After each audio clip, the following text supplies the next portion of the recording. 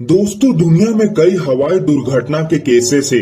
कुछ लापरवाही की वजह से हो जाते हैं, कुछ के पीछे का कारण कभी सामने नहीं आता। कई बार तो इन हादसों के पीछे आतंकवादियों का भी हाथ बताया जाता है। ऐसा ही दोस्तों एक हादसा हुआ था 27 मार्च 1977 को।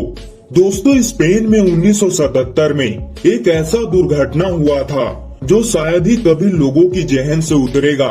इस हादसा को याद करके आज भी लोगों की दिल दहल जाता है। इस हवाई हादसे में 580 से ज्यादा लोगों की मौत हो गई थी। दोस्तों, दरअसल दो प्लेन आपस में रनवे पर ही टकरा गए थे। तो दोस्तों, चलिए जानते हैं दुनिया के सबसे बड़े प्लेन दुर्घटना की कहानी आखिर कैसे हुआ। तो दोस्तों, चलिए जानते हैं। दोस्तों, वीडियो में आगे बढ़ने से पहले वीडियो को लाइक और चैनल को सब्सक्राइब करके बेल आइकन को ऑल जरूर करिएगा। दोस्तों, साल 1977 में सबसे बड़े इस विमान दुर्घटना का जब विश्लेषण किया गया तो यह बात भी कही गई कि हमेशा विमान हादसे केवल तकनीकी खामियों के चलते नहीं होते हैं, बल्कि दोस्तों मानवीय भूल की वजह से भी बड़ी दुर्घटना हो जाती है। 27 मार्च यानी दुनिया के सबसे भयानक विमान दुर्घटना की तारीख।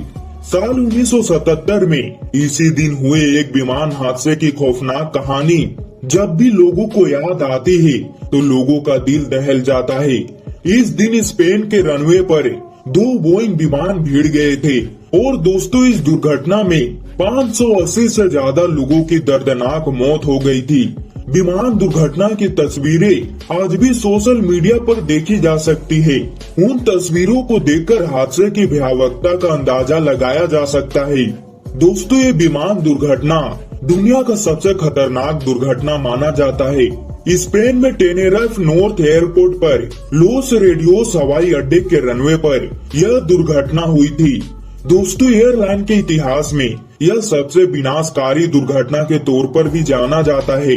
जिन दो विमानों में टक्कर हुई थी उनमें से एक था KLM फ्लाइट 4805, वहीं दोस्तों दूसरी थी पैन अमेरिकन फ्लाइट 1736 जो अमेरिका के लॉस एंजलिस से आ रहा था।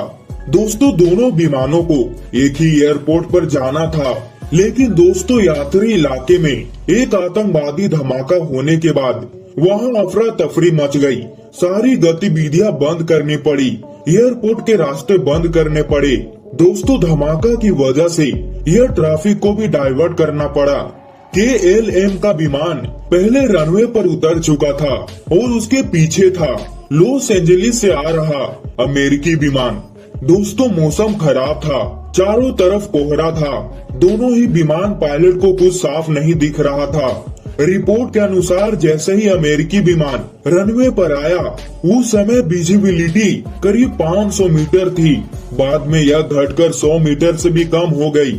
दोनों विमान एक ही रनवे पर उतरे थे, लेकिन उन्हें इस बात की जानकारी नहीं थी। खराब मौसम के दौरान ही KLM के विमान ने टेक ऑफ के लिए रन शुरू कर दिया और अमेरिकी विमान से जा टकराया। दोस्तों, दोनों विमान में जोरदार धमाका हो गया, चारों तरफ आग फैल गई और विमान के केवल 60 लोगों को ही बचाया जा सका। दोस्तों, इस हादसे के बाद इंटरनेशनल विमान परिचालन के क्षेत्र में कुछ नए नियम बनाए गए। विमान चालक और एयर ट्रैफिक कंट्रोल के बीच कई कम्युनिकेशन व्यवस्था की खामियों को दूर किया गया। विमान परिचालन में इस्तेमाल किए जाने वाले कुछ शब्द को बदला गया।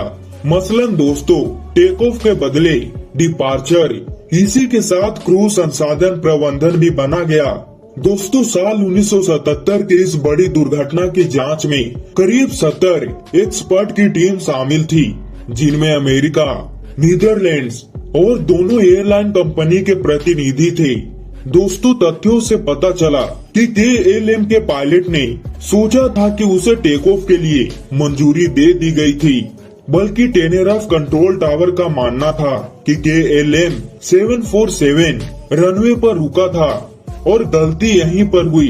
दोनों में ठीक से कम्युनिकेशन नहीं हो सका और दोस्तों, एयरलाइन के इतिहास में यह दुनिया का सबसे बड़ा दुर्घटना हो गया, जिसमें 580 लोग अपनी जान गंवा दिए। तो दोस्तों ये था दुनिया का सबसे बड़ी प्लेन दुर्घटना की कहानी।